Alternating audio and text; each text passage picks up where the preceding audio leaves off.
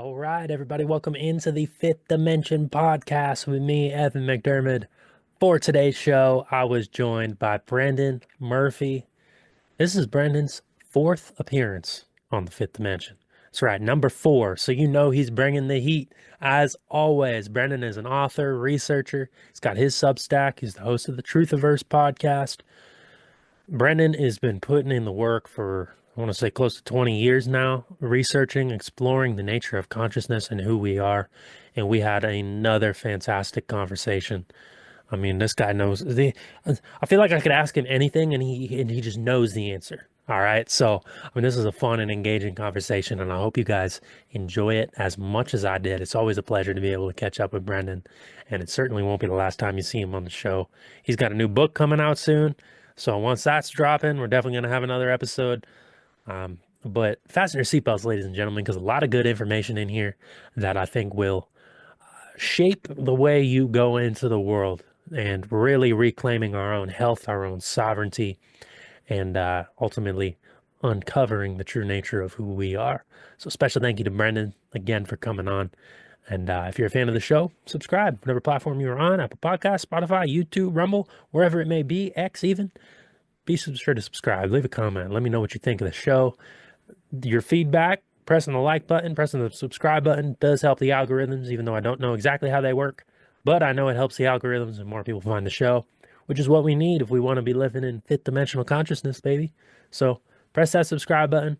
You can also send me a text directly if you're listening on the audio platforms. Press the send a text button and you can send direct feedback. Let me know who you want on the show. Let me know what areas are interesting to you. Let me know if you totally hate the show. Whatever it may be, I appreciate your feedback. And press that send a text if you're listening on audio. And even if you want to pitch yourself for a podcast, I'm always open to that. Let the guests. I've had many people come to me over the last couple months about coming on the show, and we've had great conversations. So if you feel you're a fit, let me know. Press the send a text button. You can also subscribe on Substack, mcdermott.substack.com, mcdermod.substack.com. Every podcast, poem, book, whatever it may be that I'm putting out there, you'll see for Substack on the free. Great way to be notified whenever the show has a new episode release. So be sure to subscribe over there. And I look forward to seeing you on the Substack.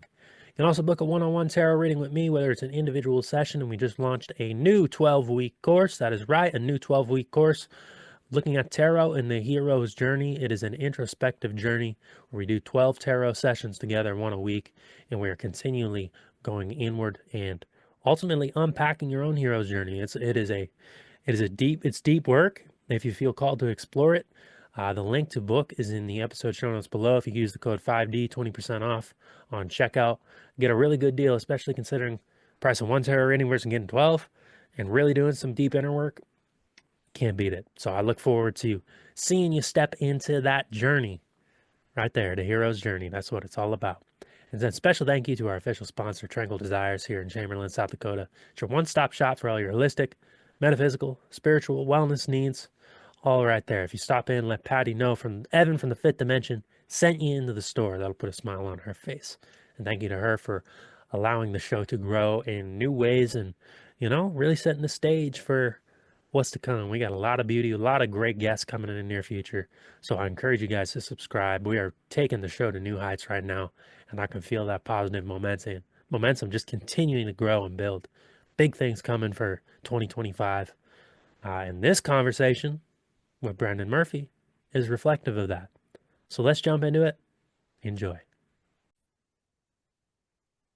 All right, everybody, welcome into the Fifth Dimension Podcast. For today's show, we have Brendan Murphy returning and joining the Fifth Dimension once again. Brendan, always a pleasure to connect, brother. Thanks for coming back on. Great to be here again, man. Thanks for having me again. Yeah, for sure. And I was going to say, it's at the point where you're in terms of total appearances, maybe not quite number 1. I think you're either 2 or 3 at this point in the top 3 total appearances by guests. So you're making your presence felt on the platform, and it's definitely That's appreciated. rare, brother. It's an honor. And I love it, man.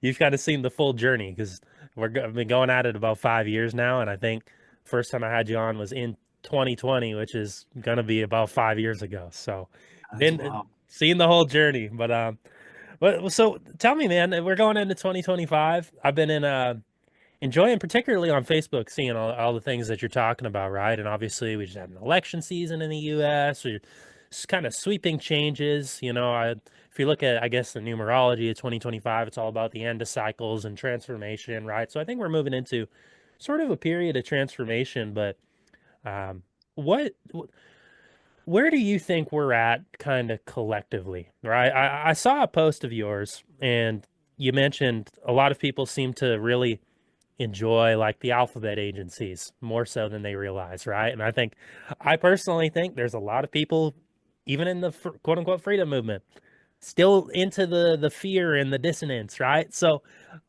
where do you see that we're kind of at as a collective, kind of headed into this new year, an opportunity for new energy? Are we bringing the same old with us? Like, where are we at, man? Far out. I don't know. Does anybody know where we're at? Like, That's why I'm can asking. anybody help us? We need to bring on like a panel of people and figure this out because Yeah. I don't know, man. I think that there's so much going on at once. Like, Mm, we've got if you look at the truth movement, that's a weird entity in itself. If you look at the population of the normies, they're just kind of more or less going about their business, but I think the last 5 years has shaken a lot of people up and shaken a lot awake as well. So I mean that's a good thing. And that I think that's been the closest thing we've ever seen to exponential as as we have in our lifetimes. So that's a positive to come out of the biggest psyop that we've ever seen. And I know you know what I'm talking about. So hmm I think a lot of it is moving in the right direction. Maybe we've even hit like a point of critical mass, and we can't quite see it fully yet. It may only take 10% of the population or less, maybe the square root of 1%. mm, So I don't know. I mean, I think the thing that will kind of be like the like the straw, the last straw, and definitely in the American psyche is going to be this Trump presidency, because hmm for different reasons, a lot of people are still in the matrix of the political system, and they have their savior figures, and the guy on the left, the guy on the right, whatever. And I don't know. I mean, I'm not going to say that I have a crystal ball. I think the least I can say is, well, it's going to be very interesting because we've never seen anything quite as strange and compelling as what's just started to unfold. I mean, aside hmm from the fact that the Democrats are going to do everything they can to stop this guy from actually starting his presidency, that aside, the fact that once he's in there and doing his thing, I mean, he's assembled around him a very interesting collection of people, hmm including Ron Paul of all people. Like, Right. I mean, this guy should have been president decades ago. Like Ron Paul, if Right. you're going to have a president, it should have been him decades ago. So, man, I mean, that's a really interesting move. I'm watching Trump essentially assemble like the Avengers around him, and and that's interesting because it's either when you see Ron Paul in the mix, it's like, well, I mean, we all know Ron Paul is about as real as it gets. He's as authentic as it gets. So this is either like a next level, like masterful move of psyopery. Like this is like the greatest political psyop against the people ever. Because of course, who are you going to invite into the fray if you want to look legitimate? Well, Ron Paul and hmm all the other people they're pulling in. So it's either the greatest political psyop, or it's maybe the most interesting and promising thing that the American people have ever had to look at in the last 60 years. Right. For sure, man. Well, there's reasons for optimism in that regard, right? You bring in like a Ron Paul. All right, maybe we can seriously start talking about the Federal Reserve, cutting ties with the Federal Reserve, right? Maybe backing. Now, I am a bit I don't think they're necessarily going to take the US dollar and back it with the gold standard again, right? It's very possible maybe we cut ties with the Federal Reserve and then I don't know, we create some sort of central digital bank currency, right? It's very possible, and that's not to be a doomer or a black pillist, but Yeah.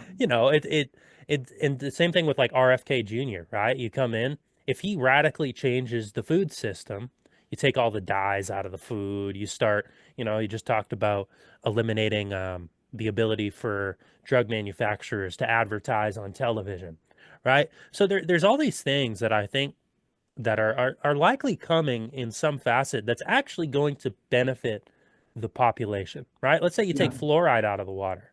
Okay, who's to say that doesn't trigger some sort of mass awakening event? Because boom, we don't have our pineal glands calcified, and all of a sudden we're able to tap into a little bit more of deeper spiritual consciousness on Mm, the American collective like psyche, right? So there's definitely reasons for optimism. I mean, I myself, I didn't vote for the reason of I don't necessarily believe in acquiescing to and consenting to people just ruling over me, I suppose. I guess that's kind of an anarchist principle.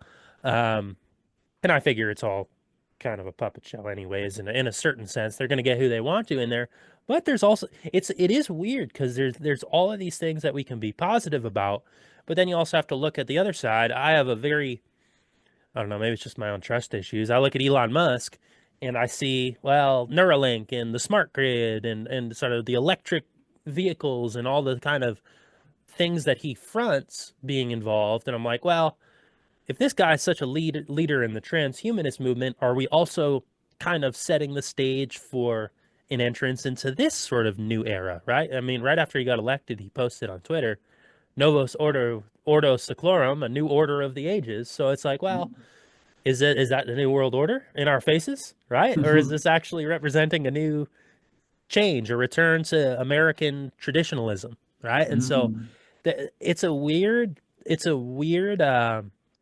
space to be in. And I think one of mm, the major issues that we're seeing, Brendan, is like the people who are all in on the Trump team and kind of what you were saying and being optimistic, they're starting a war with the people who, maybe are rigid in what I was just saying about like Musk and transhumanism and kind of looking at the darker side.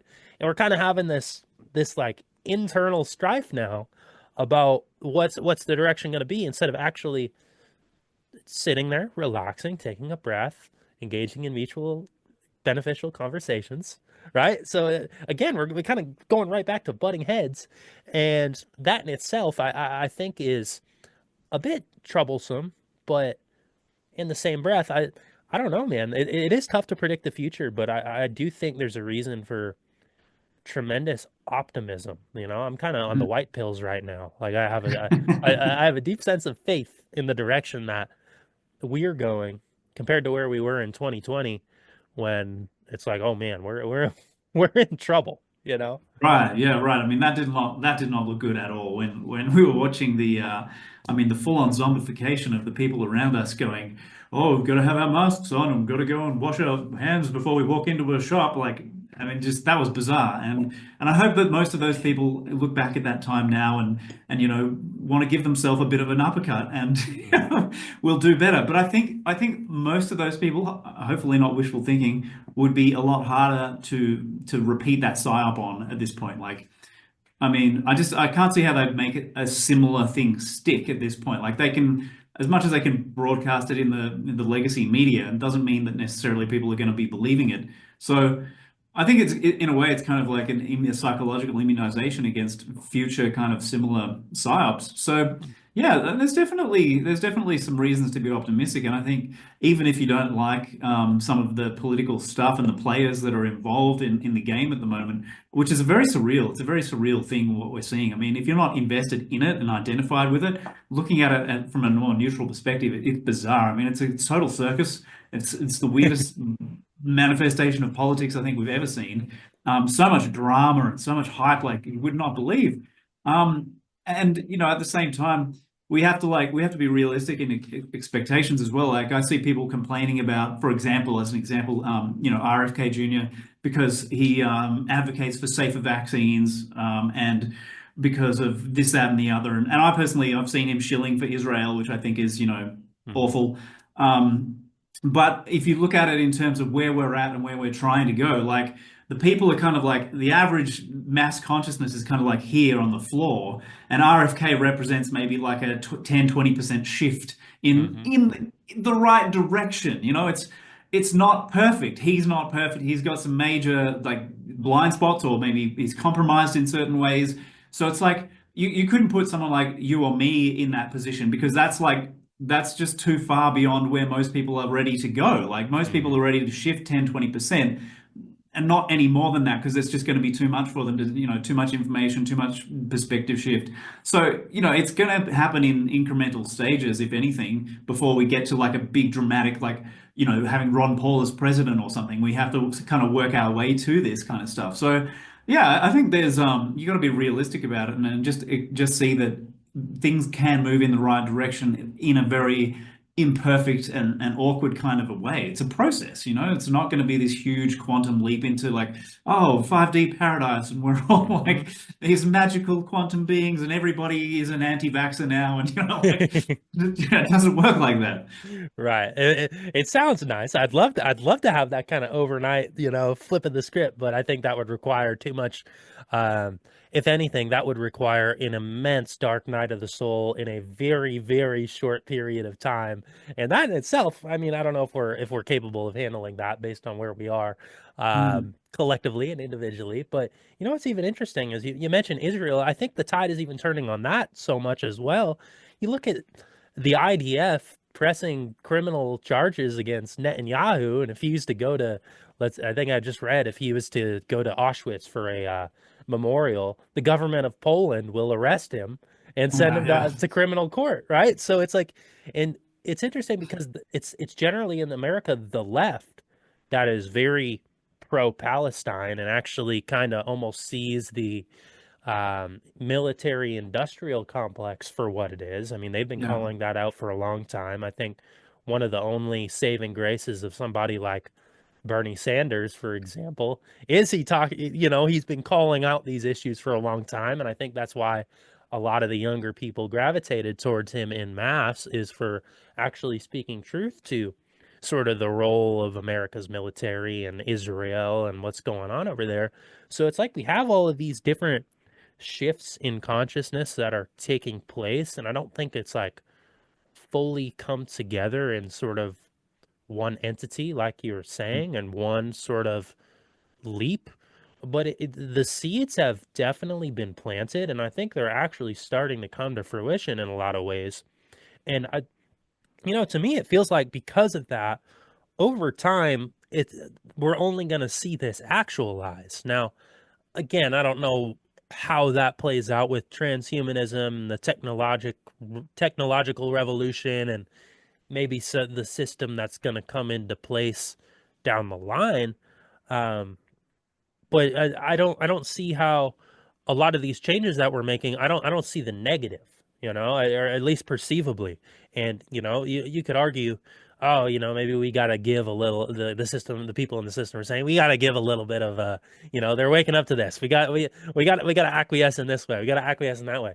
But who's to say we're not going to keep doing that even when it comes to things like transhumanism, and when we're kind of making demands, and we're actually starting to see them met in a lot of ways. And I think there's an empowerment that is really being felt by a lot of people to stand firm in who they are and what they believe in, much more so than in 2020. Because I mean, back in 2020, it was really you, me, and maybe that one other person in town who's who is willing to actually go outside without a mask or actually speak up.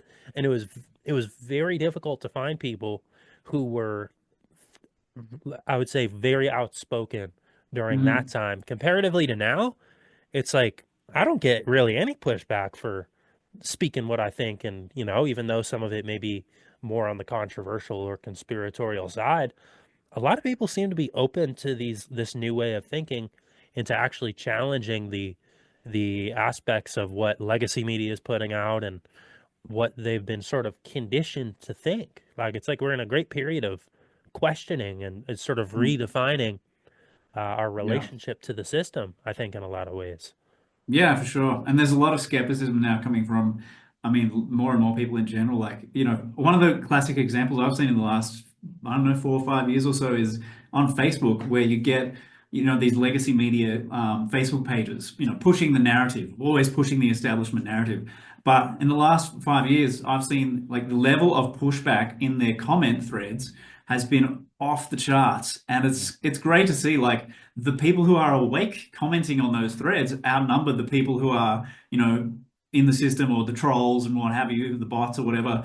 And they're just getting slammed. So it's awesome. Like the narrative we have shifted the narrative, and we're like we've never been so vocal about going, oh no, look, this is wrong. What you're saying is incorrect. You are lying, and Hmm. we're going to sit here and dismantle everything you've said and call you out on it until you either stop it or go away or something like, or start being honest, which we know they won't do. Right. I mean, a lot of them, a lot of these legacy media outlets are just being propped up by, I think, government funding. Like in Australia, we have, for example, we have the Australian Broadcasting Corporation, the ABC, which has been government funded for many, many years, I think from the beginning. And also Channel 10 has gone into, as of years ago, they went into receivership because they weren't making any money. They were just doing so poorly. And I was kind of satisfied with that in a way because they were such stalwarts of the establishment and such shills for the establishment, constantly pushing the all the narratives, and to see them having to go into, such dire straits and needing government support to continue to exist is a great sign of the times. Like people aren't listening anymore, not to Hmm. anywhere near the extent. It's like the only people still tuning into these outlets, I think, are the baby boomers and anyone who's older than that. It's like it's a good Hmm. thing. Right. And I was going to say that generation, they're not going to be here that much longer. Not that I'm wishing upon death upon them by any means, but Yeah. their influence is definitely not what it was even 10 years ago, 15 years ago. So I think that shift in terms of who is actually kind of running the system and who's in charge of most corporations nowadays, like it's not the baby boomers, it's not the people who are being influenced by the legacy media talking points. And it's interesting because I've noticed the same thing on I'm probably on X much more than I am Facebook, and so I kind of see the same thing going on where regardless of what ABC News posts or NBC, whatever it is, they get ratioed on every single post. Everyone. It doesn't matter what they're putting out there, they're getting a ratio. But Yeah. it was really funny the other day. Somebody ratioed Elon Musk. It was like this account with like 500 followers. Basically, I don't want to say a nobody. Obviously, they're their own person, but in terms of the influence they have, they're not swaying public opinion on the daily, right? And they ratioed Elon Musk about the immigration debate that's been going on with the visas and everything. And he made a brilliant point. I don't remember exactly what it was. Uh, but then Elon Musk deactivated the guy's account after he Oh, ratioed him, right? So whoa. Okay.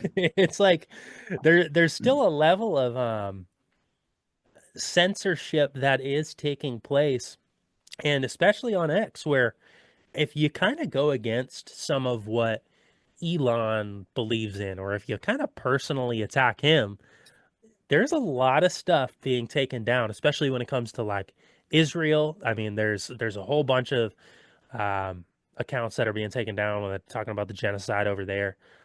So it's interesting to see even now as you kind of push at these sort of alternative mainstream voices, there is still kind of a censorship issue in some aspects to where okay, if I'm calling out Elon Musk about his support for immigration or the visas or whatever, boom, I get my account banned right on the spot, right? And then, it's the fact that he could get ratioed by somebody with 500 followers tells me that that person was speaking a deep level of truth and they don't want that opinion out there, right? Yeah, yeah.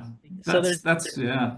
yeah, I was gonna say, so there's still that like censorship push and maybe type of influencing the narrative, but to me, the fact that it even happened tells me, all right, they may have already lost the reins on the ability to really control a narrative, even if it's coming from, let's say, an Elon Musk or an RFK Jr. or Donald Trump, right? People Mm. aren't afraid to actually kind of call these people out instead of just blindly um, worshiping them and painting them as some sort of savior, Yeah. generally speaking. Yeah, yeah, totally. It definitely looks like the age of hero worship and celebrity worship is over. It's done. It's Hmm. dead. And partly I think we can thank platforms which I personally loathe, like Instagram and TikTok, Mm, for doing that, because now every man and his dog has a following. They're doing videos and all sorts of stuff. So there's no sense of separation anymore. Like, oh, they're doing something I can't possibly do, and like it's gone. All the mhm, mystique, the aura of magic around it, and the intimidation factor is not there anymore. So we're just, like you said, like someone going after Elon Musk, regardless of how many followers they have, it's one of the positive aspects of these platforms and the opportunity that they bring to us. Unfortunate that he's engaging in censorship like that, since the whole kind of platform that he was operating on, so to speak, was that it's going to be a free speech platform and all this mhm, kind of thing. But I don't see that. I don't see it that way in the long run. I think, given his leanings in the transhumanist direction, um, it won't last long as a kind of a free kind of a platform. He'll push it so that people will have to, provide identification and then provide evidence that they're, chipped or whatever. It'll escalate gradually. I think that's been coming for a while, but yeah, we just have to create the solutions on the fly and see how we go. Like now we've got, for example, Substack, which is mhm. which is great. Like I haven't seen any censorship there. I've seen all sorts of opinions. The fact that I'm still publishing freely there is proof that they're clearly not doing a whole lot of at least close scrutiny, let alone censorship. So we keep having these solutions crop up out of the general population. Like there's so much innovation happening now. Anybody with an internet connection could have a bright idea, and then the next thing you know, everybody's jumped onto it and they're using it, and it's like, wow, okay, so we've just like reclaimed or claimed ownership of the narrative and the myth making power from the would be, powers Mhm. that would be, because now we can just speak freely. What a nice change that is. And so, yeah, it's an interesting time, man. I mean, there's so much noise, but at the same time, there's also a lot of opportunity as well to have your say and to connect with people in a meaningful way now. Like, beyond the 30-second reels and the TikToks and stuff. Like we can actually have conversations thanks to a platform like Substack, for example, which I think you're on, right? Yep, I am on Substack, and it's been beautiful to witness sort of the evolution of Substack and how it's grown and changed. And what's interesting is I didn't even realize to the depth and extent of Substack itself until recently, because I've been on there almost 4 years now, and I would sort of just go and like publish an article or like put up a podcast or whatever it may be, like link a podcast there. But there's whole forums and discussions and comment, and I'm like, I didn't even realize it's built like a social media platform until a couple of months ago. And I'm like, I haven't even been using this to my own full capability, right? And, Hmm. and so I've kind of had to start to try and learn it on a deeper level. But when I first started publishing on there, it didn't really have that same depth and layers and what it is now. And you're right, it is beautiful to witness. And I noticed one thing I did notice that it actually gave me an assurance of like a good feeling about Substack was at some point on X, you know how if you link an article on something, it'll pop up with the image and like kind of give you a rundown on the article where it's not just like a cold link.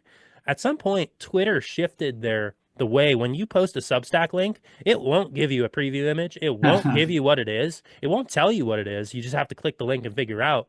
And it used to do that actually. And so Twitter is kind of almost like, I don't know if they view it as competition or whatnot. It was ever since Elon took over, they actually kind of disassociated themselves with Substack by not allowing you to preview the articles and allowing like to even engage with Substack in a more meaningful way. So it was interesting to see that shift, and actually kind of made me think, okay, well the controllers over at Twitter or X, they don't like Substack. Then they wouldn't do that if for basically any other platform that I've noticed. So all right, Interesting. that tells me that there's a deeper level of truth happening in a Substack, and they don't want you to be able to preview the the article on there, you know. So Yeah. it's been kind of nice to see Substack's evolution, because it feels like now, even if people aren't publishing themselves on Substack, they have an account and they're subscribed to different people and they're getting their information from it. It's like kind of almost been one of the main platforms now just to it's like picking up your daily newspaper for a lot of people. Let me see on Substack what's going on. and that's where people are getting their info. And I think that in itself is a beautiful um, testament to the mindset a lot of people are taking on and actually going to independent people instead of Mm. these larger corporations to shape their opinions and perception about what's taking place. So it's Yeah. beautiful. It is, and it's also proof that the success of Substack proves that people are still willing to actually have a thought that sustains for more than 2 seconds, and Hmm. to follow that thought, and to actually be willing to engage in something a little bit deeper level, and maybe see a different point of view. Like, because if you were not aware of Substack and you were just using the main sort of, like the big three or four platforms, like X and TikTok and Facebook and whatever, you could be forgiven for having the impression that people were just stuck in this soundbite sort of superficial culture where, you don't engage with someone unless it's to just like be like, yeah, good one, or to go, oh, you suck, you're an idiot. Hmm. Like, and that's the extent of it. And then suddenly we're on Substack and it's like, oh, people are having conversations, they're thinking, they're philosophizing, they're Hmm. developing ideas. This is amazing. And to see the contrast between that and a platform like even like Threads, how Instagram created Threads, right? And it's like, I if I post the same thing to Substack as a note versus that same thing on Threads, the difference is like night and day. If it's something that's kind of like counterculture or anti-establishment or like controversial, Hmm. it's like the morons come out of the woodwork on Threads Yeah. with exactly what you would expect of the Instagram community when they're confronted with something that doesn't support their existing belief system. Hmm. Like I was horrified but not surprised by what the kind of stuff that was directed at me, right? Whereas on Substack, you can post the same thing and you actually get people stopping and thinking or just expressing some basic support or whatever, and not being trolled by a billion idiots who think that they have all the answers because they've got a keyboard they can hit. Like Yeah. it's just such an interesting culture shift away from what we've had on offer. So it's amazing. Like, we can shift there. I mean, I saw Amy, my partner Amy. She went from we were experimenting with another platform called, oh man, what's it called? Beehive. Okay. And we were publishing there. It was kind of, it's like a newsletter sort of platform, and we were kind of using it like a blog. And we realized after a little while that it wasn't really viable. It was kind of like we were publishing into a black hole, and Yep. didn't have the connectivity and the interaction and all that sort of stuff, the social aspect. And so Amy went over from there to starting up a Substack from scratch, and she brought up maybe 20 followers or subscribers over from the other publication, and she published a note that basically went viral and is, I think, still getting engagement now, like 2 months later or whatever, and with just 20 odd followers, and suddenly this post actually gets seen and it gets circulated and people are engaging with it, and she's now several hundred followers just from that one post kind of thing, and it's like, this is an ecosystem that is geared towards, it's not perfect by any means, but at Of least it's course. it's geared towards people just being, having a meaningful expression and not just trying to get attention for the sake of getting attention like most of the other sort of platforms are designed for. I definitely agree with you. And if anything, when I was talking about learning about Substack, the notes, writing notes and things like that, that's something I had no idea was really even going on. So it's been sort of a journey for me to actually start engaging in that way and see how others are doing it. And it's like there is meaningful community and connections and actual, like you were saying, deeper thought and ideas that are taking place here, which is beautiful because I think we need platforms like that without the threat of censorship, right? I can go on to a Elon Musk post on X and write a reply, but in the back of my mind, I'm like, if I'm calling this guy out, there's a very real chance my account is about to get shut down, which would be very unfortunate because, there's a few people that, that's a good platform for me. And, I've made some connections on there and I use it. It's get the most out of it, right? So just having the no censorship, nothing like there's no like they're not even in the back of my mind. Like I can put anything on Substack and will I get pushback once in a while? Yeah, maybe, sure. I have one follower on Substack who I appreciate him because there'll be something maybe I say in a post or podcast about or whatever where a lot of it he agrees with and engages with on a deeper level, but then he'll call me out on something.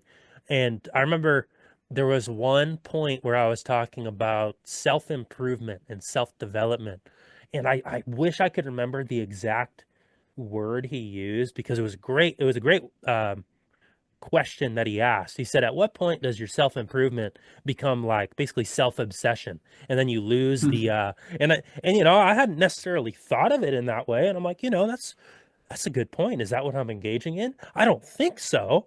But you know, and it's like you can get critical responses on there without it being some sort of personal attack on who you are, Mm. and like it's more meaningful dialogue. And it kind of shaped my perception on how to even approach topics like self-improvement and action, and you know, to make it not so it's framed in a manner of egotistical and you know, and I think it comes down to more than just intention, because obviously the intention wasn't about egotistical, but maybe the way I was writing it, it comes off in that manner. And then, you know, it impacts the message and it impacts what you're trying to do. Right. So it's like, all right, I appreciate the people on here who are willing to call me out and not just, you know, blindly follow me in a sense and go with whatever it is that I have to say. Right. Mm. There's meaningful dialogue and meaningful constructive criticism that I've gotten on there that when, you know, Instagram, like you were saying, is the absolute worst, man. I remember, especially back in 2020, 2021, when I started posting about things, like it just went to personal, like, you are a terrible person.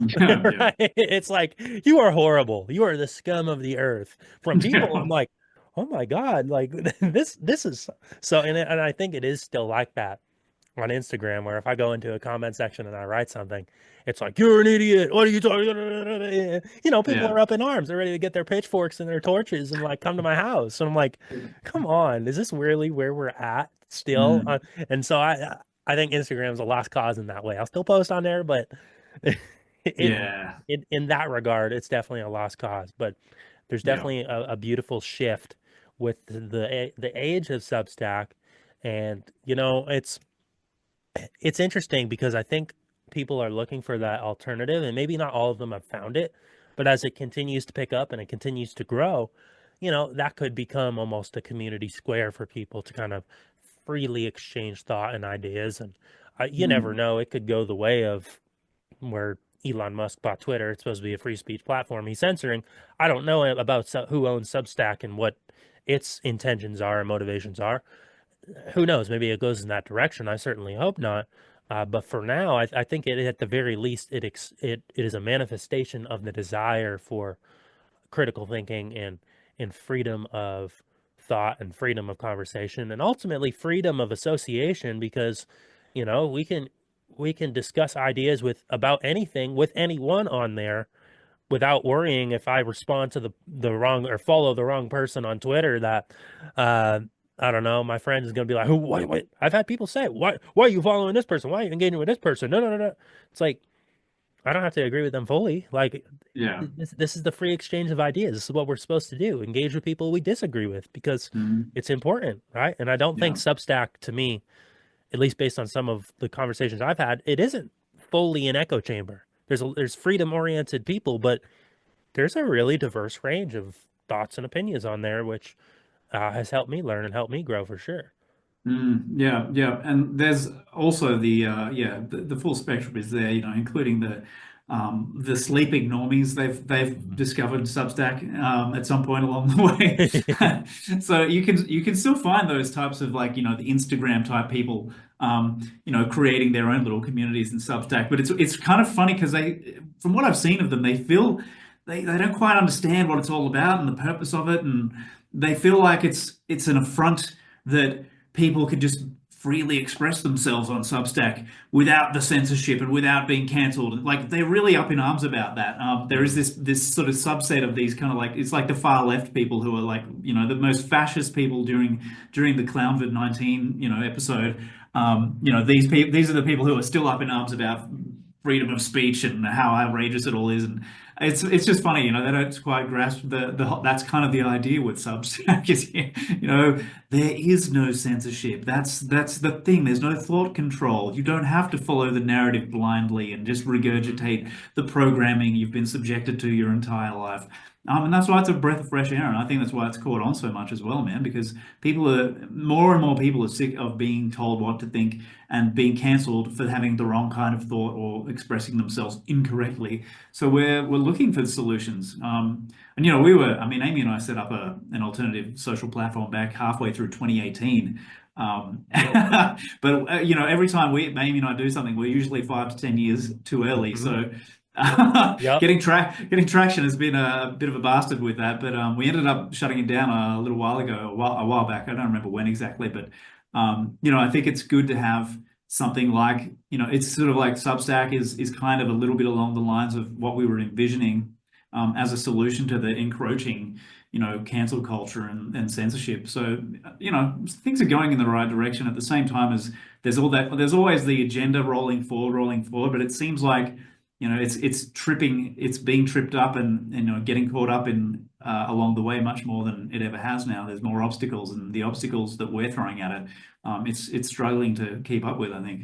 Absolutely. Well, where would you think, like, in terms of the psyops and the ways in which the agenda or the mainstream, whatever it may be, which psyops and which ways that they're attempting to influence perception or shape the way we think or program us in a certain way, where do you think it is that we might be still most vulnerable, or where people like I mean, because I do think there's a lot of progress and there's a lot of growth, but there's always going to be areas in which there is an unknown, right? And maybe if you look at the whole drone story going on, right? I think that's a you start looking at something like Project Bluebeam, there's not a lot of people who know what Project Bluebeam is yet. There's starting to be more discussion on it, but it's kind of like you just talked about starting things early. I was talking about Project Bluebeam in 2020, and it didn't, for a lot of people, it didn't necessarily, maybe it wasn't a huge discussion back then because it wasn't as relevant.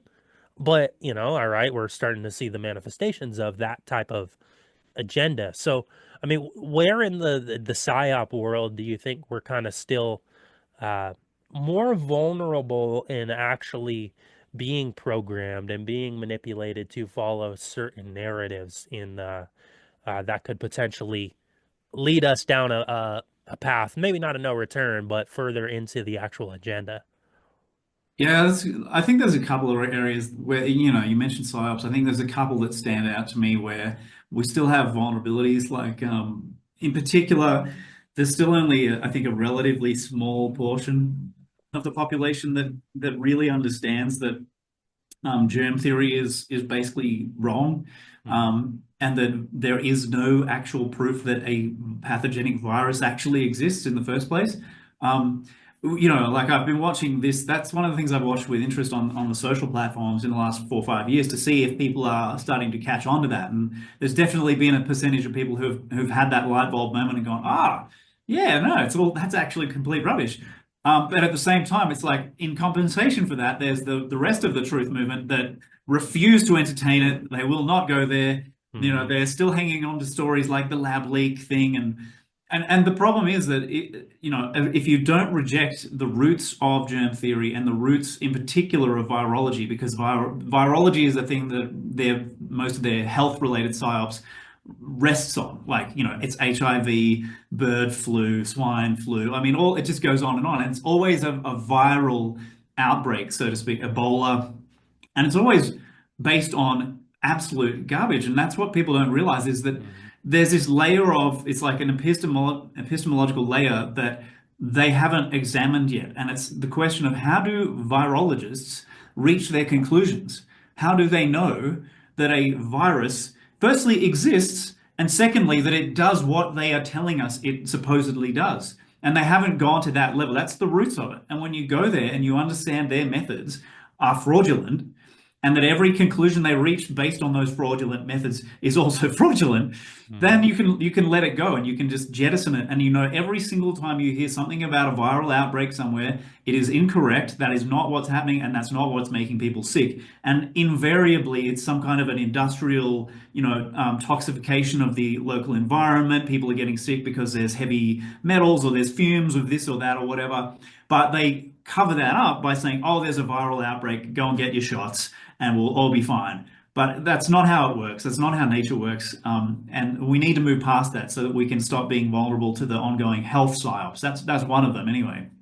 Definitely. And it was, we were talking, that's how I saw you on Alex X podcast a few months back. He was the one who kind of awoke me to that side of the health, because I was very interested in health freedom. And once I started to look into the nature of germ theory, it really did connect a lot of those dots to see how they actually manipulate the public and with these health scares and with pandemics and actually in creating a fear narrative. You have to fear a virus, you have to fear this deadly pathogen, and once you realize that it in itself that is a fraud, the whole system for the medicine system, all of it comes crashing down. All of the jabs they give out, regardless of what it is, doesn't, and we're talking every single one of them, it's all built on a fraudulent idea. I mean, could you speak to like the I don't know how well versed you are on like the roots of like germ theory, right? Maybe this is somebody who's tuning in, they've never heard this idea in their life, right? And this, because it is something that there, when you look at different subjects, and I think when it comes to the pandemics and it comes to health, there's areas that are almost off limits for discussion, right? And I think what you're speaking to, where we're not even having these debates because somebody who's in this system, they hear the idea and it's like they dismiss it at the idea stage. They're saying this idea is not viable, so therefore we're not even going to entertain it, we're not even going to discuss it, right? And there's different, in germ theory is not the only idea that's like that. There's you start going across the board on different areas and different um, subjects, there's a lot of things that are totally off limits where it's grounds for no discussion, and they say that it's not even worth having this discussion because it's rooted in absolute rubbish or it's fallacy, right? So they won't even entertain it, right? But I mean, could you kind of speak to those roots of why um, germ theory is implausible, right? And for anybody who might not be caught up on this, and like where to actually look and see the root causes of things like disease and illness. And because, we've been so ingrained to think you get sick, you have a virus, it's spread, wherever you, even if it's the common cold, right? Oh, you picked up the common cold from your neighbor because they had the cold, right? Now you're sick. So there's this such deeply ingrained, like, psychological program on what a virus is that I don't think most people are even willing to, they can't even entertain the idea that viruses don't cause illness, right? Mm. And that's the thing. It's interesting because, like you said, they can't entertain the idea that viruses don't cause illness. There's a like a bind there that people get stuck on around the concept of a virus. And when you're saying, oh well, there's a certain path, there's certain like cognitive pathways people have been programmed to just go down over and over and over again. So they can't conceive of a different possibility. There's a lot, man, you just touched on a lot. There's a lot of things, a lot of tangents there. But yeah, I mean, the roots of it, the word virus means poison. It comes from the Latin that means poison. And that's where it started. And then gradually, we had the sort of Rockefeller medicine men started sort of taking over the medical field. And we started having these virologists come onto the scene. And there was this assumption that developed around, oh, well, it's whatever's happening to your body, it's come in from the outside. It's come in from the outside world. You've been invaded by something. And, obviously the virologist type people took that mentality and then they went looking for, well, okay, we filtered out like the bacteria. What's next? What else have we? What's left? What's smaller than bacterium? It's a virus. Like they basically conjecture this thing is there without having any actual direct evidence of the thing. They just presume there must be this other tiny thing that we can't see yet that's making you sick because sickness comes from outside. It's not like there's no awareness of the mind body connection. There's no awareness of the fact that we literally will make ourselves sick through emotions being repressed, suppressed, stress, ongoing stress. I mean, there was none of that. It was always looking for a mechanistic cause because, we're living in the age of materialism. So we're looking for a material cause presumed to come from the outside. and it must be really tiny because we've filtered out all the bacteria and stuff, and we still can't see it. So, but we're sure there's something. And Hmm. then so you get this weird sort of pattern of this bias. They're just constantly hunting for confirmation bias. Um, and the methods that virologists have used from the beginning of the inception of their field of virology have always been illogical and fraudulent. Like they've never used proper controls in their experiments to rule out another possibility for what created the result that they're seeing in the lab. For example, like one of the linchpins of virology is the cytopathic effect. Hmm. And like the what they do is they have a cell culture, they feed it with the nutrients, whatever nutrients they're giving it. Then they will withdraw the nutrients and they will put in antibiotics. So antibiotic means anti-life, so it's something that poisons living things. So they starve the cell culture, they put a poison into the cell culture, and when the cell culture deteriorates, they go, oh well, it must be a virus. I mean, in simple terms, that's literally how they work.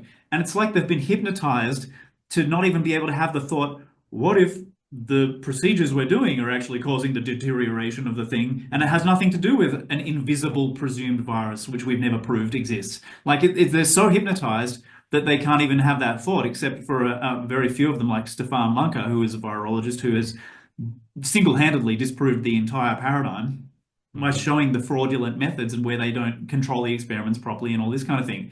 And you mentioned our mutual mate Alex Zek, who recently was involved in organizing a very major replication of Dr. Stefan Lanka's work. Because a couple of years ago, Stefan Lanka ran the cytopathic effect experiments basically on his own single-handedly, and he basically repeated them with a sample from a sick person, and then no, without introducing a sample from a sick person. So you just have the cell culture, you starve it, you introduce the antibiotics, and it dies. Except we haven't introduced fluids from a sick person. So how could there be any virus in there? So, and he got the same result. And this is what Hmm. the virologists don't control for. They don't do that other test to see if they're going to get the same result without the fluids from a sick person or whatever. So it's a major blind spot, institutional. And then recently, Alex Zek ran experiments, or he organized experiments to be run with someone who had that expertise. And they did like, I think it was like 90 trials or something of this cytopathic effect experiment. And they got the cytopathic effect over and over and over again without ever introducing the fluids from a sick person. Hmm. So it clearly, they've falsified the linchpin of the virologist's paradigm and their methodology. So it's a bogus science. It's really pseudoscience in its worst, most socially damaging form, because we use this pseudoscience to create public health policy and to determine who can leave the house and who can travel overseas. And it informs the entire vaccine paradigm. I mean, most of the vaccines are supposedly to fight viruses, which we now know don't exist. There's no evidence for them whatsoever. So, I mean, it's one layer of after another of this house of cards. And, it's like you said, like when someone's very deep in that conditioning, they can't entertain the possibility that a virus doesn't exist. Like, well, why am I sick then? What about this time, when I went to visit Aunt Mavis and then she was sick and then I got sick? How do you explain that, genius? Right. Like, because we don't have any other explanations for why you get sick, right? But that's the hypnosis, that's the programming talking. It's the mind control, and that mind control is actively, I mean, it's been actively pushed for decades by Big Pharma and its outlets and the legacy media, because it generates literally billions of dollars for them. And the last thing they want is a public who is informed about the fraud of virology, because all of a sudden, if people got that, if it clicked, I mean, billions of dollars walk out the door, and people Yep. are going, and they're going to go look for help from something that's actually maybe, for a start, not toxic and dangerous, and maybe actually does something positive in the body. So yeah, it's a huge psyop, and it's upholding a multi-billion-dollar industry. So they're not going to let it go quietly. And unfortunately, the programming's too for germ theory. I mean, vaccines have been the vaccine paradigm goes back 200 odd years. So we've had this thinking, this kind of external invasion. That's why I'm sick. Something got inside of me. That kind of thinking is over 200 years old now. So it's very difficult to break down that intergenerational paradigm of mind control and self hypnosis. And that's why it's so hard. It's to go from I'm sick because I got the coronavirus to there is no such thing as a virus. That's a huge leap for most people. Like, at some point, there has to be an opening in their psyche to be curious about, well, okay, like, what is going on here? Like, why Hmm. are people saying that there's no coronavirus? I mean, what's like, without the curiosity, we can't move it forward. Like, we're stuck. It's a stalemate because you've just got 100% programming versus the people who are actually just wanting to have a dialogue and go, hey, look at this, look at the methods that they use, look at the control studies that have been done now. It's like let's have a conversation about it, but the mind control doesn't support that. Right. And, something I really appreciate that what Alec does is he forces the virologist to take the burden of proof and put it on them, right? And it's like with these things, it's like, okay, you should be able to definitively prove with this theory, anytime you introduce any theory anywhere, there's a burden of proof that falls upon you to actually validate the claims, to actually prove what you're talking about. And for me, this was kind of the wake up call. It's like, there is no burden of proof with virology. There is no actual proof that it's there. And then, because this theory is so ingrained, they make the burden of proof fall upon the people who don't believe in virology. And it's like, well, okay, Alex says, let me run those studies. Let me actually the burden of proof should be on you guys, but let me take what you're claiming and put it to the test, and then it demonstrates clearly there is no viruses in the way that they are talking about. And even still, when you present those studies, people are so ingrained to what they believe that it's like they come up with, straw man arguments as to why, oh, this doesn't make any sense. This is not a real study. This is, and it doesn't have any basis in what actually the study said. It's just emotional argument. It's emotional attachment. And it would shatter the whole paradigm. I know they're talking about the whole bird flu right now, and California declared a state of emergency over the bird flu, right? And, they're trying to say, oh, it could have a 30% mortality rate, something along those lines, right? So it's like maybe the start of 2025, we're going to have a little bit of a repeat of 2020 with the whole bird flu.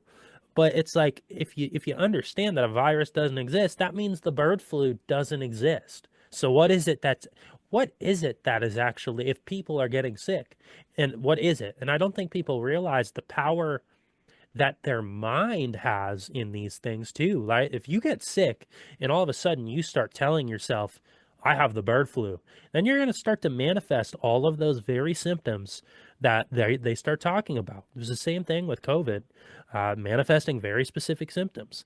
And, who knows? You might end up dying from it because you believe there's a 30% mortality rate and there's a 30% chance of dying. You might will yourself through the mind into an early grave in that way. And people don't realize just the impact of their own perception on how that influences their body, because the mind and body are directly linked. It's like when somebody goes to the doctor and they get told they have 2 weeks to live, there might be nothing wrong with them, but they take it, they internalize it, and they die. It's like I heard the story of the woman there was a woman who got breast cancer, or said she had breast cancer, was told that by the doctors, believed it, and then the doctor realizes later on, oh no, I made a mistake. She doesn't have breast cancer. Calls her, tells her she doesn't have breast cancer. They go back to check again, and it developed. Like, she developed breast cancer after she had that diagnosis, a false diagnosis, right? And Yep. it's simply from the power of belief. I mean, Mhm. I myself am getting over a cold, a mild sickness, but I view it as like a body detoxification, right? It happened right Mhm. after, here in town. I live in a very small town, so it's surprising that we actually have this, but there's this there's this thing called body stress release, and it's very similar to like massage or acupuncture, but it's not well known. There's less than 100 practitioners.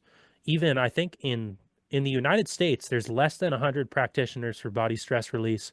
There's less than 1,000 in the whole world. It's a very, very small scale practice, but it's tremendous in what it's been. I go once a month, but she did the body stress release, and it really like cleared out some like deeply Mhm. rooted tension and stressors and things that I didn't necessarily realize I was holding on to, and some of it might have been emotional based and whatnot.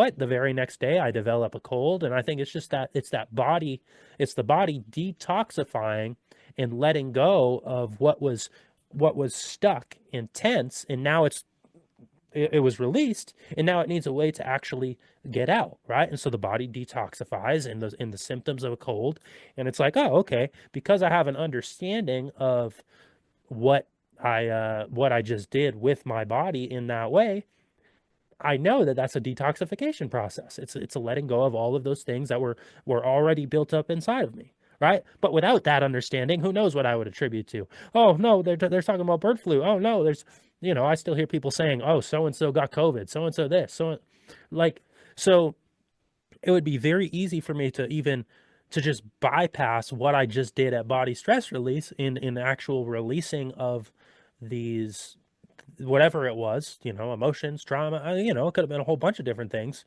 and it's manifesting in physical symptoms, and just attribute it to some sort of external invasion or pathogen, when the reality is it's just my body having a natural healing response, and people don't realize that's all anything is. It's a natural healing response. The body is always trying to heal, and I think that disconnect, it's exactly what you're talking about. It allows this system to create the narrative of external pathogens in a fear-based way that we actually walk into the world. Yeah, 100%. It's all perception programming. It's 100% mind control. The people who are putting this stuff out there know Mm. how to manipulate us psychologically, but they know also, and this is important for people to understand, like this has been known for many, many years. The mind affects the body, like you just gave a couple of great examples, very dramatically. Like belief very dramatically affects the biology. So they know this. This is not secret, amazing information that we're just finding out now.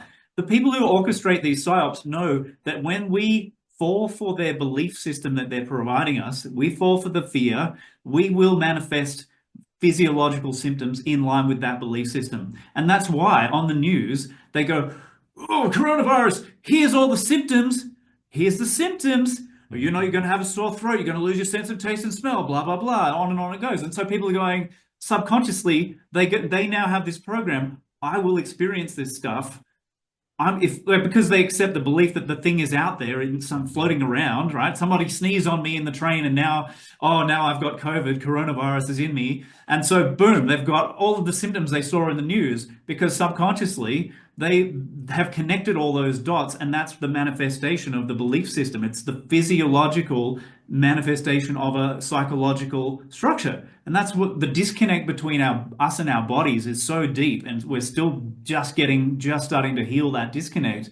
It's so deeply rooted that people can't conceive that when they have a symptom they don't like in their body, the symptom is the healing process. And that is completely antithetical to what we've been programmed with. We've been programmed to look at a symptom as a defect resulting from contagion, something got inside me from the environment, or a random genetic, just breakdown for no reason, or hereditary, whatever. That's mostly, 99.9% nonsense as well.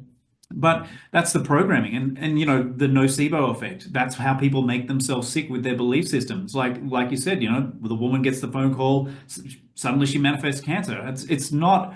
This is not esoteric knowledge. This is public knowledge, and the people running all the brainwashing think tanks and the outlets that program us, they know that we create our own sickness through our belief systems. It's public knowledge. So the people, have to start getting a bit up to speed on that and stop falling for it, because when we talk about a psychological operation, a psyop. I mean, COVID is the classic. To me, it's the all-time classic example. I was the only person I could find online in 2020 on social media saying you are literally being programmed to manifest your physical symptoms. You are physiologically creating your belief system in your body.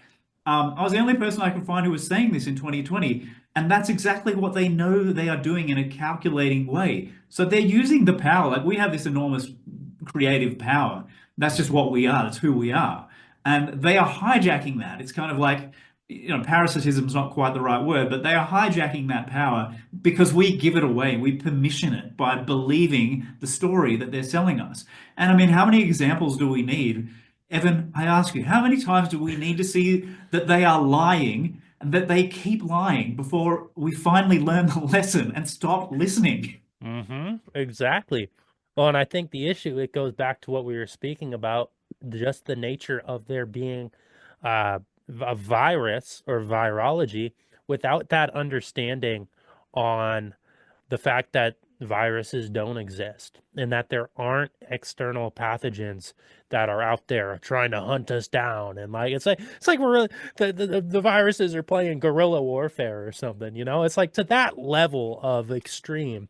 But without understanding that it's a fallacy, they can introduce the idea of the bird flu, for example, or they can introduce COVID, and it's like, oh, okay, well, they're lying about, let's say, mortality rate, or they're lying about the jabs, or maybe they lied, or they were overly cautious about masks, right?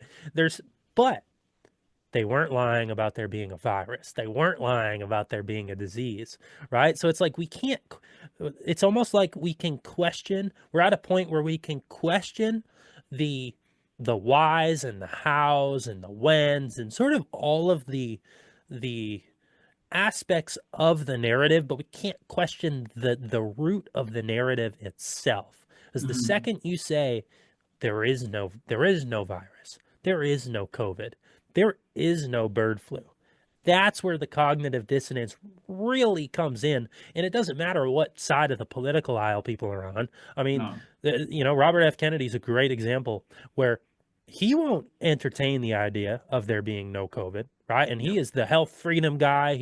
And I know Alec, for example, tried for the last several years, and this was before RFK was like really in the mainstream light, because, I've been following his work for many years, prior, 2020, even prior to that, to where he is talking about vaccines and, environmental issues. And so he was kind of doing his thing for a long time, right?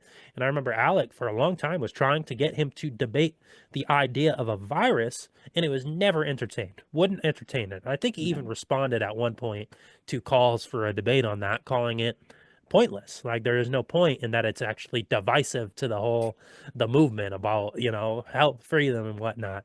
And Mm. so the fact that we can't question the what, the very foundational aspect of it. And it's the same thing with like 9/11. I had a podcast on this fairly recently. A guy named Andrew Johnson came on my show, and he was talking about um, the very first thing he was talking about is like, you can't question the what of the story. And he was Mm. referring to, you have your narrative that two people hijacked planes, flew them into towers, and the towers fell. And his idea, and I don't know whether he's correct or not, but his idea is that there were direct energy weapons involved in the falling of the towers, right? And what he was saying, it started to make a lot of sense. I'm like, oh, this is a really interesting theory. But he said you can never get to that theory unless you question the what of the narrative, the actual Mhm. like foundational aspects. And so I think a lot of these psyops, we've been trained to not question the bigger aspect, the bigger foundational what of the story, the meat of the story. The fact that they introduce a virus, well, the virus itself, even if they unleashed it, it must be true. And we're not psychologically at that point, at least collectively, where we're questioning in that way. It's still a lot of reaction based whys or hows or when or who. And from there, it almost, not that it the questioning the whys and all that stuff, that is important, but you miss a really deep foundational truth. And if we're just reacting regardless of what side of the debate we're on, and we're not questioning the what, maybe we've already lost the debate because we're not talking about the real issue. And that's how they preserve and protect their narrative, which is their form of social control. Like the narrative is the social control. So if we can't go to the roots and the foundations of it, we are helping them preserve the manipulation and the deception, So I'm glad you mentioned that. Like, I'm always encouraging people to go to the roots of something. Like it may not be possible with an example like 9/11 to get to the roots of it, because, we weren't physically there watching, like, most people weren't. But with something like virology, it's absolutely possible to get to the roots of it. And it's actually socially, collectively important that we do so that we can stop these frauds being successful against us and weaponized. Like the idea of contagion, the idea of a virus is a weaponized concept. It has always been a weaponized concept. It's just that in the last 5 years, it's become really obvious that it's a weaponized concept that is absolutely used 100% to our detriment 100% of the time. There is no payoff to believing in viruses. There is no benefit that comes out of that because immediately you give your power away. You give your power away to the external environment. You give your power away to an invisible tiny thing that you can't see or prove exists, but you believe in it.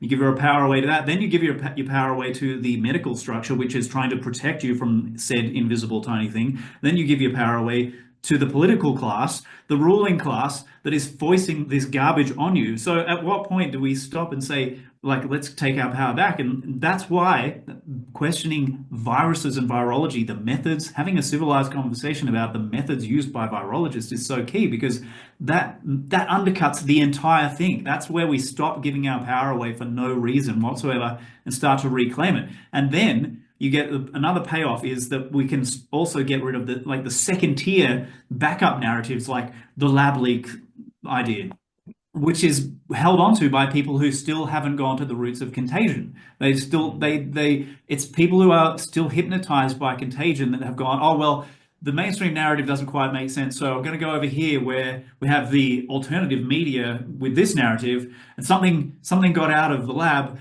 and like it was weaponized and it was a conspiracy and all this sort of stuff. And it's like, no, like if you look at the data, I mean, and when I say data, I mean from many different streams of data, not just like one. Every field of human endeavor tells us that there was not a pandemic in the way that was advertised. And we also know, thanks to looking at the roots of virology, that it's physiologically impossible for it to be a virological outbreak. So if people really are getting sick, then we need to look at the real reasons why. And, believing what you see in the news is not helping, because now you've got the masses programming themselves psychologically to be sick. So we need to stop doing that as well. And if we stop that, then what's left? To me, it looks like not very much. I mean, if you're talking about, COVID-19, it's like you get rid of the nocebo effect, you get rid of all the obvious layers of fraud. And it's like, well, there was a lot of manipulation and a lot of smoke and mirrors. And all I can see is people were breathing awful air in certain places, like, Wuhan and whatever. And then in other places, there were 5G networks being activated, which at least two different independent researchers have correlated the activation of 5G networks to those so-called COVID hotspots, right? So, it doesn't matter how you break it down. If you're willing to do the legwork, it just falls to pieces. And if we go to the roots, that's where we get our power back, and we can stop giving the control away to the bad actors and letting them, I don't care if it's RFK or if it's Hitler or, someone in between. Like, the point is that we need to take ownership and reclaim our agency, because we are actually the ultimate creative force in our lives, and we've been brainwashed our entire lives to not realize that. Right, exactly. And it's a self-empowerment that I think is ultimately going to shatter this narrative in a lot of ways, because it's easy to believe in something like virology when you are totally disconnected from your own body's natural processes. Like if you're not aware of this food that I'm eating, it might make me sick. I'm not aware of even if you're eating quote unquote healthy, but you're getting vegetables that are sprayed with pesticides and chemicals, right? And factory farmed meat, and just, you're getting all of these stressors from your food, right? Oh, okay. That's going to make me sick. You don't realize that's going to make me sick, even though I'm eating healthy, right? Same thing with like Wi-Fi. If you're blasting radiation from electromagnetic frequencies and poisons that are invisible, and that's a tough one because it's invisible, right? A Wi-Fi in our house. I can't see the Wi-Fi. It's here, it's in there, but I can't see it. Same thing with the 5G, the four, whatever the towers that are in every single town and community. It's quite funny because when my mom was looking for a town to move to retire to, her first thing that she would always look for is, do they have a 5G tower? Right. And she would look to see off, and these are like small towns in rural South Dakota. You have like 800, 900 people living in them. But she'd be driving around looking. There's a tower right there. Oh no, it's right in the middle of the neighborhood. Oh, so it's like, oh, I'm gonna be blasted with this radiation, right? And it's like we're so used to seeing those things in towns, and they're everywhere. We don't realize the impact that it does have on our health when we're being blasted with radiation, right? Same thing, you microwave your food, whatever it may be. There is such a disconnect on how the poisons of our external environment, when, maybe it's the chemtrails, whatever it may be, the aluminum we're breathing into the air, the injections we get at the doctor's office, all of these things are going to have a direct impact on our health. But if we don't have any self empowerment as it is to be responsible for who we are, how we feel, the way we show up in the world, well, then of course we're going to believe in an external virus coming in and making us sick because we don't have a level of empowerment to take ownership of that as it is, anyways. Yeah. Right. So, and maybe the key to getting people to kind of see the other side of virology. I mean, Alex Zek is a perfect example where he is in conscious ownership of his own health, and he is a very, holistic practicing, and he talks about, the natural ways of living and very in touch with nature. All the people I notice who are talking about this, virology being a pseudoscience, tend to live in the same way, and there is a conscious ownership for one's own health. So maybe the key to kind of pulling back the veil is the self-empowerment aspect first, and then once you have a deep enough level of self-responsibility, you can kind of start to put the puzzle pieces together to where, oh, maybe that makes sense, and there is nothing external that is actually impacting my own vibration and my own perception and how it is that symptoms are manifesting in my own body, right? So maybe that's one aspect that will, if we focus on, it'll, the self-empowerment aspect, it'll help kind of shift the narrative that is so deeply ingrained for virology and how people view viruses and medicine and the environment just as a whole. Yeah, and it's also, I think it's important for people to realize, when you accept the idea of a virus floating around in the environment, you give the government structure, or let's say the structure that runs government, ex the exact idea that they need to justify collectivist intervention and totalitarianism. Mhm. Because when your health is not coming from inside of you, from the inside out, when it's externally determined, supposedly by viruses, for example, that is something that needs to now be not individually managed by taking ownership, like you're talking about, but it needs to be socially managed.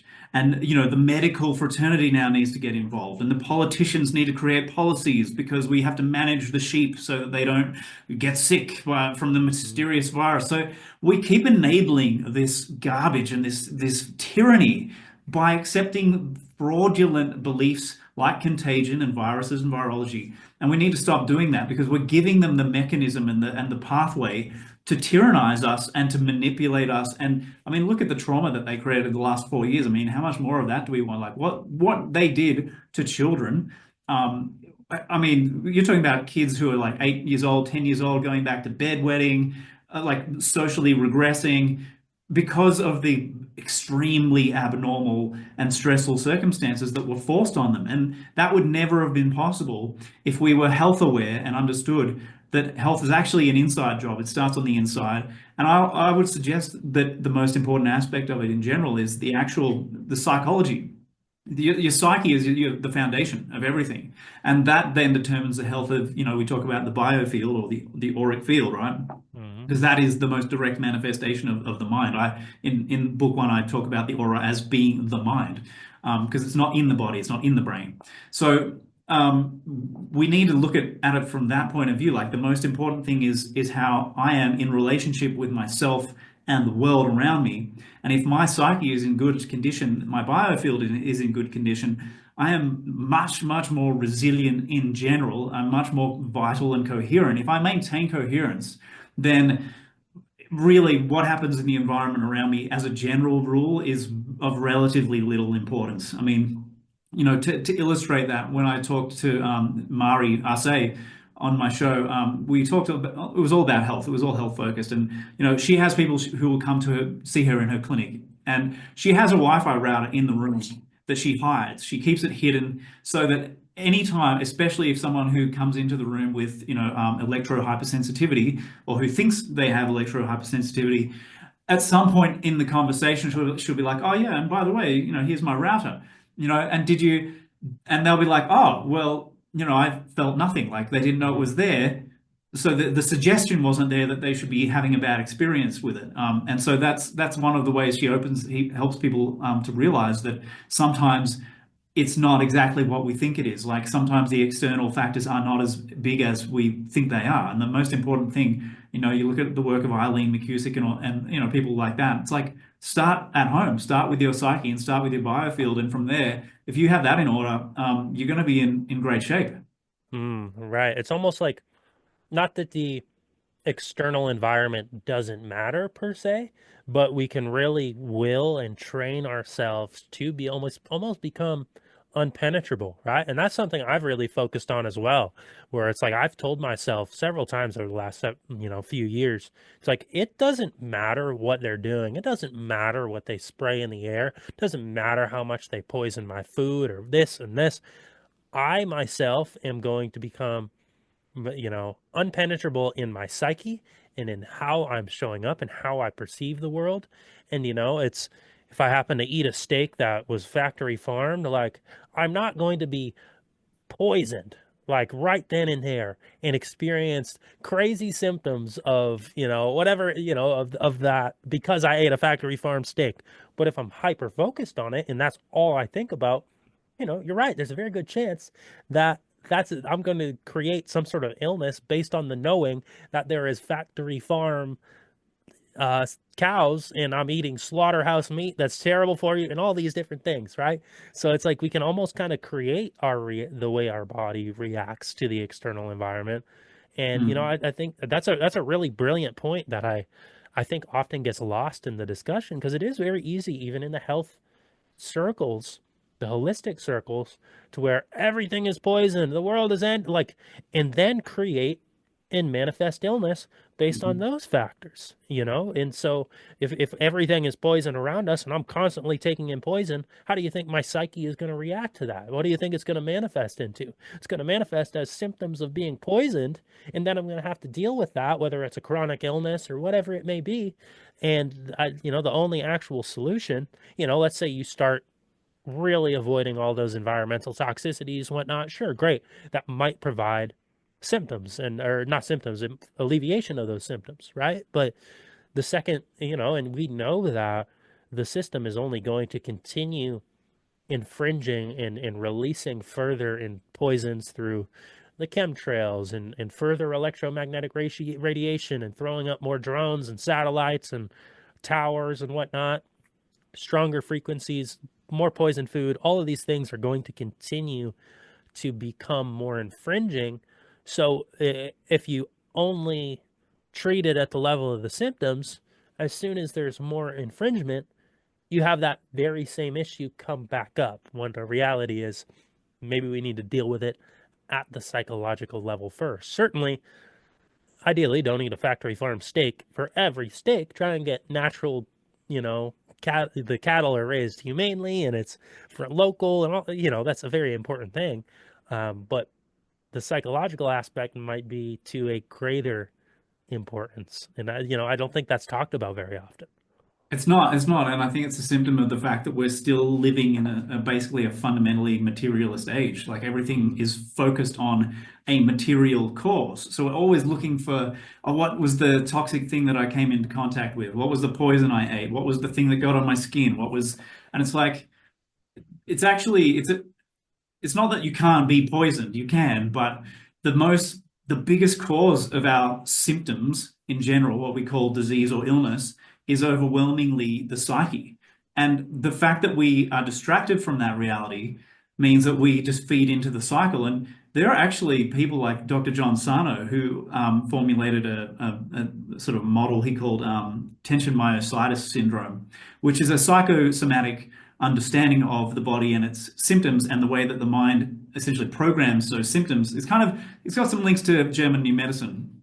There's some overlaps there because they're both fundamentally psychosomatic models. But what he found was, and this is what I wanted to talk about because you were getting onto, you triggered this with some of what you were just saying. He found this dynamic at play where people get a symptom as an unconscious way of, and I'm not saying they're creating it intentionally, it's done by the subconscious mind, that they have the symptom to then distract them from something in their life that is maybe causing them an enormous amount of rage or grief. Usually it's rage related because rage is the one thing that we suppress and avoid more than anything else. Like we've even started to come to terms with grief and depression, right? So the big bugaboo is kind of rage and anger. And so that's usually the biggest culprit. So he found that the body, he dealt with hundreds and hundreds of people, one-on-one clients in a clinical sort of setting, and people's patterns kept showing that there was this distraction mechanism playing out where, for example, there was a woman who was bedridden with chronic fatigue and she couldn't get out of bed. So he's having conversations with her, going through the whole sort of biographical situation to see where this might have originated from. And, long story short, she had an issue with her husband. He had done something that she was extremely angry about, but she was unable to express her anger. And as a way of avoiding having to deal with that and face it, she unconsciously generated the chronic fatigue. So now she's focused on her body instead of on her emotions and her mind. So it's this enormously insidious and very clever distraction strategy that we have playing out, and it can take all sorts of forms. And this is the thing; it's so slippery. It can manifest as basically anything you can think of that goes wrong in the body. Could be this distraction strategy unconsciously manifesting. And what he found also was with this woman, once she identified, oh, I'm angry at my husband, and they connected those dots. She got up out of bed, and that was the end of her chronic fatigue, right? So there's lots of stories like this. But another aspect of it is that when you start to maybe get suspicious about the symptom, it can shift locations in the body and start aggravating something completely different and unrelated. So you're like, oh, now my shoulder hurts. What's wrong with my shoulder? Instead of being focused on the emotional content that you're not willing to deal with or grapple with and express and process. So on and on the cycle goes, right? And this connects into German new medicine, where everything that happens, like you can go and look on the website, do a site search for whatever symptom you're dealing with, and you'll find the biological program that's running and the emotional or psychological event that has triggered that symptom, that particular symptom, and the specific aspects of the body that this system or symptom, is connected to, and all this sort of stuff. So when we get our heads around the psychosomatic stuff really, really thoroughly, and we start going to the psychological first instead of the physiological, that's where we start to really exponentially reclaim our agency here. Right, absolutely. And it's for like myself, for example, I find it much easier to diagnose, like, I'd say, symptoms and illnesses, and like, kind of how I was talking about having a cold after getting the body stress release appointment. It's very easy for me to diagnose that as with the concept you were just talking about, right? Where I know that there's nothing externally coming in at me. So, all right, let's look at the underlying root issues here. But another example is, I've been trying to think of it in this way, but I didn't necessarily know what the root cause is. So I'm gonna have to go and do some research after this. I'm pretty certain I've torn my ACL, right? And I've been doing all the tests for it, and like, where you kind of have to, you press down on the top of your leg when the bottom is at rest, and your foot's supposed to come up and whatnot. And it was showing me that uh, there's no transference from the upper leg to the bottom through the ACL, which is what the ACL is supposed to do, right? So in some way, it is compromised. I don't know if it's torn. I don't trust the medical system enough to actually go and get an MRI or anything like that. I'm just like, all right, the body is expressing a healing symptom. It seems kind of severe, but we'll deal with it. It's not painful per se, but there's a lot of feelings of instability at times, and it's a very compromising um, situation, I suppose. But and I've even been trying to take this approach that you were kind of just talking about. It's like, all right, what is the actual like deeper issue here? How do I actually kind of heal this on the more at the root level? And I don't necessarily have an answer for that yet. I'm sort of more in the early stages of trying to uncover, and I'm going to do things like more PT exercises and whatnot. Because I mean, I could still go to lift and start doing some barbell squats, but I mean that really doesn't help. It puts a lot of pain in that region, and it seems to do more damage than it's worth. So I've had to really start to have a more PT oriented focus for healing. Um, but in terms of looking at, okay, what is the manifestation of this actual on a more emotional level or on a deeper level, right? With what you were just talking about, I don't think we even always um, think of it in that way. It's like, okay, what put that in a compromising position that allowed that symptom and injury to actually manifest itself, right? And so there's levels to this empowerment that I think we can take this, and if we're talking about healing the body naturally. There's a guy I follow on Instagram, and I met him at Alex conference a couple years back. His name's Dr. Brett Jones, and he ruptured his Achilles tendon, right? And he did it all natural healing and treatment, and was talking about these concepts and getting to the root of healing. And he was back doing sprints within 4 or 5 months. Didn't have surgery. Wow. He was, so he took on a very aggressive healing process for himself. But, it clearly, and I don't think he was fully healed per se at 4 to 5 months, but he could do a sprint. And, That's that crazy. that's unheard of for people with Yeah. a ruptured Achilles tendon. So I think, taking that approach, what you're just speaking of, it's very easy. Even people who are health and freedom oriented, like minded, if you have something that's a traumatic injury, like I have a good friend of mine just the other day, he fractured his heel and the heel bone in his foot, right? And he's not planning on getting surgery or anything like that.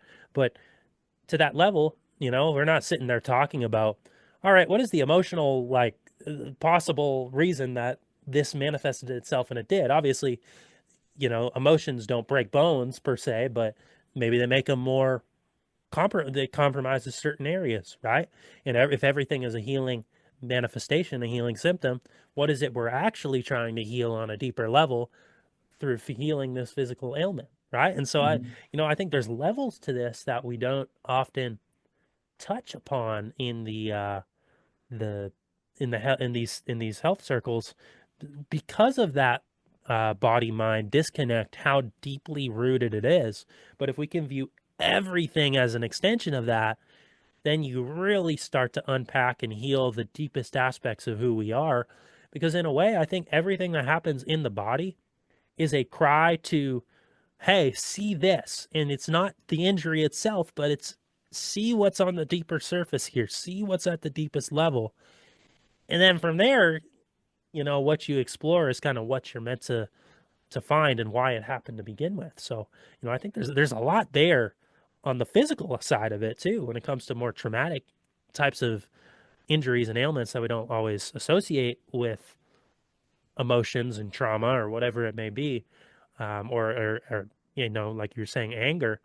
Um, we don't always get to that level with Mm. health, and I think that's sort of the paradigm shift that we need if we are to uproot things like virology and uproot the whole systematic scam that is taking place. Yeah, completely. And the body operates in a very kind of like a metaphorical way, Hmm. which is something that could be a lot more widely known than it is. And I think that connects with what you were saying about, well, why has a certain physical event happened? What's the psychological aspect underlying it? And you know, for example, if we're in a situation in life that figuratively speaking really stinks, you might find that you have some sinus symptoms, because that's the metaphorical expression of being in a situation that stinks, where your olfactory senses are.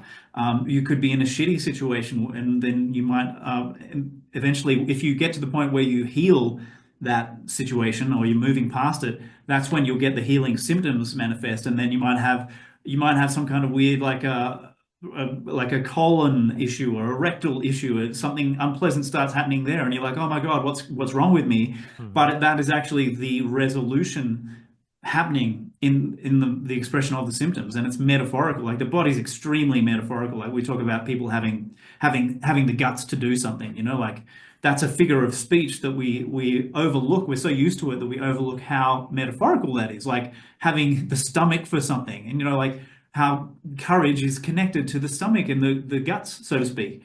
So the body understands this language very intimately. So it often expresses things in a metaphorical way, a metaphorical expression of our psychological experience. And that the more we can think like that, the faster we can, get through whatever it is that we're working our way through without interfering with it by going, oh, I need some, I've got to put some antifungal cream on this thing, and like whatever it is, and then you're just suppressing the healing process and interfering with it. So now it's got to come out in a different way, sort of thing. Like, people do that all the time. So it's a very big conversation. It's huge.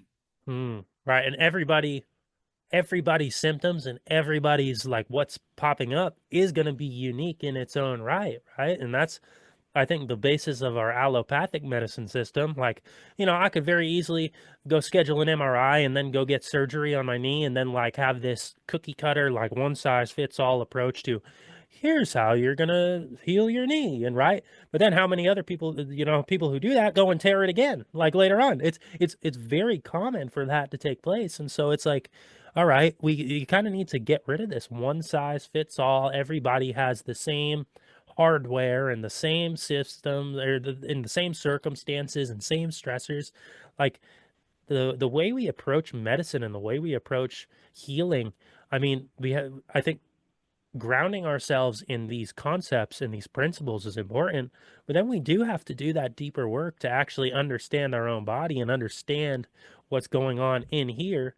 And there's nobody outside of ourselves that can actually give you the definitive answer or give you the mental clarity or the knowing or the actual like embodiment of the recognition of the truth of what we're talking about here besides ourselves. Like we have to actually be willing to go inward and actually start doing this deeper work to really heal. And I really think that's what the medical system needs to be built upon and founded on.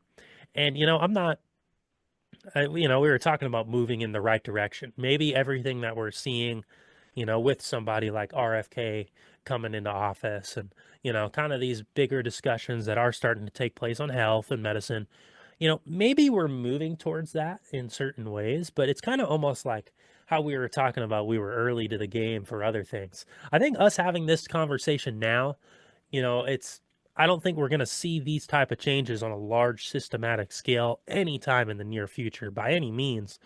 But, as we start to change one thing and we change another thing and, then we start getting into more of that mind body connection, it does feel like only a matter of time to where the system that we've built that is illusionary and a fallacy and built on pseudoscience, as we keep seeing more layers of truth, it's only a matter of time before the deepest of truths, such as this, is actually comes more into focus and enters into some of the larger mainstream conversations, and people start looking at themselves more in this way.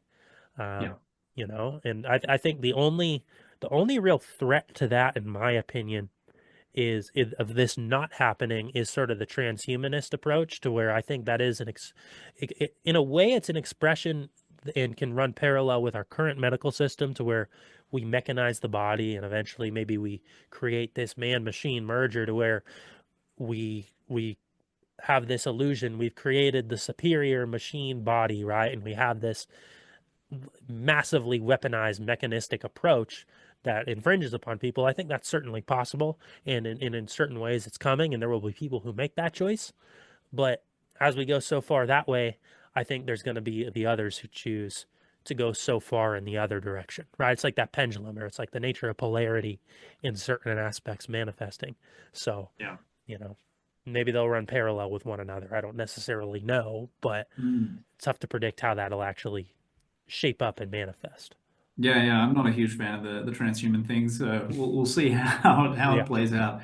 Yeah, I mean, I think having conversations like these and entertaining these ideas is it's important to get it in front of more people so that they can start taking charge of their own life without having to wait for the behemoth of the system to just give them permission to have these sorts of thoughts and do these things. Like the last thing that will change will be the establishment. So we can't wait around for it. It's fundamentally built on opposing principles, and it's built on the principle of basically human disempowerment. So it's not really like part of their business model to have empowered people. It's actually based on disempowered people. Like that's the path you take if you don't know what else to do. Like if you don't know why you're sick, if you don't know how to get well, that's what you do. You go into the medical system. And I'm not like saying that in a judgmental way. It's just I went and had an MRI scan myself not long ago, just to see what might have been going on in a certain joint. But I'm not opposed to all forms or levels or aspects of medicine. It's just, the general setup is that when you have no other, or you think you have no other option, or you feel like you're out of ideas or you're hopeless, that's where you end up. Hmm. So, it's something that I think we're growing out of it, and who knows? Who knows? It's going to be an interesting, we live in interesting times already. I think we're going to see more interesting times, and politics is going to play a part in it as well, man. I mean, we've mentioned RFK a few times, and this Trump administration, one way or another, is going to kind of determine the next 4 years is really going to be like the determining factor for better or worse of the health of the American psyche. It's going to be if they let the people down and they are not what they advertise themselves as, it's going to be a huge, very traumatic wake up call. Whereas if they are what they advertise themselves as, then it's going to be a more gentle wake up process, more incremental, just gently nudging things in the right direction. And then from there we have a chance to build on that. It's hard for me to picture. I mean, maybe I'm being optimistic, but it's hard for me to picture the people going backwards into like a regressive kind of like a Biden or Hillary Clinton type of regime at this point. I mean, I think even a lot of Democrats seem pretty disillusioned with the way things have played out. And yeah, I mean, politics is unfortunately a big part of the world that we live in. I don't like to dwell on it too much, but in terms of shaping the mass perception of the world and how things work, you can't deny the fact that it plays a role. So, we just got to do what we do and keep putting out, a positive influence and putting good information in front of people who are ready to hear it. We can nudge them 10%, 20% in the right direction, and basically we're doing our job if we do that. Right. Exactly. And, we'll do it as long as we have the tools and the ability and we're not being censored for doing it. Right. That's all we can really do, brother. Um, so Brendan, this has been fun, man. I'm looking at the time. We've already been on here almost an hour 45 and it's flying by. Where would you send people to go listen to your work? I know you have your podcast. I know you have your Substack. I know you've been working on another book. How's that coming along? Where should we send all the listeners to kind of keep interacting with you? I guess a good way to keep in touch is through the Substack, in a way, because yeah, I mean from there I can connect them to other things. So mine's called Awakening Minds, by or with Brendan Murphy. So yeah, if they search Awakening Minds on Substack, they'll find me. And yeah, I mean, if they want to check out the Evolve Yourself masterclass, they can go to evolveyourself.live. I'll probably keep doing that for the next. I guess I'll probably be doing that next few months at least. We'll see. But yeah, I think that's more or less it. Substack's a good connecting point for everything else, and they can find your Substack as well while they're at it. Sweet. I love it, man. I'll put all that in the episode show notes below. How is the book coming along? I'm sure your first book is like a behemoth of a book. And I know you were like, so I know the second one is going to be the same. So, I mean, how's the writing process coming along? You kind of, it's coming together in the way you envision? It is a behemoth. It is kind of out of control. Yeah, I would say it's basically finished. I have a good mate of mine who lives in the UK, Nick, who is kind of giving me like a peer review process of the book. So I'm feeding him chapters and he's sending them back with notes and things, which is super helpful. And so we've made good progress with that. It's more or less done. I will finish that process with him and get him to go through the whole thing if I can. And then hopefully in the next, I reckon by April I'm hoping to be in the process of like, okay, starting to, deal with a publisher and get the thing out there, distribute it, and all that kind of jazz. So yeah, it's basically written. It's gonna I think it's going to be a little bit longer than the first one, for better or worse. But I think it's also a more interesting and engaging read. As you know, as much as the feedback I got on book one was very positive, this I think is yeah, this is a kind of another level, and I think people are going to be blown away in a very good way. It's very, like we've been talking about some of the stuff in the world that is disempowering and what have you, as well as the health. We had a very health focused discussion here, but this book that I'm about to publish has nothing to do with really any of that. It's very metaphysical, spiritual, nature of consciousness, what happens when you die, what mapping the different realms of the afterlife and this kind of stuff. And I've had a lot of moments looking at it, going, wow, like I've blown my own mind in the process of putting this material together. So I can't imagine what it'll be like for other people to read. So yeah, I'm looking forward to getting it done, and it'll be this year sometime. Love it, man. I'm excited for you. And I was gonna say, we've had those metaphysical discussions in the past too. So it's funny, which path we end up taking on the podcast. And so maybe the next one we do, we'll plan for another one sometime in the near future, and we can kind of unpack some of the ideas you're talking about in the book. And a good way to start planting those seeds for people to really digest what you're putting out there in that. So we can definitely we'll definitely have to plan on that, man. I'm excited for you because I know it's been in the works for a little while. So to see it come to fruition, it's exciting for sure. I appreciate that, man. I appreciate that. It's been years in the man. Don't get me started. But yeah, we'll have to get you. I'll make sure if I don't get in touch with you about sending you like a review copy, make sure we reach out and I'll shoot you a copy. Well, I appreciate it, brother, for sure. And I appreciate you coming on again, man. I always enjoy having our discussions. We could go for hours on end because there's just so much to unpack and explore, and we're very much approaching these topics from kind of the same point of intention, at the very least. So I always Yeah. appreciate you coming on and the work that you're doing because, it definitely shining a bright light in the space that you are occupying and, doing the good work, my friend. Really awakening the sleeping minds for sure. So it's heartfelt and appreciated, brother, just so you know. Well, I gratefully receive that, man. I do appreciate it a lot, and thanks for the platform, and I like what you're doing. Keep it up, man, because it's solid. It's intelligent. It's good to have a civilized discussion where we can bounce ideas off each other, and like develop a theme and all this kind of stuff, because it doesn't happen even on a lot of podcasts. You don't get that dynamic. So I appreciate you and what you're doing too, man. Appreciate it, brother. And thank you to all the listeners for tuning in as well. And we will see you guys on the next episode.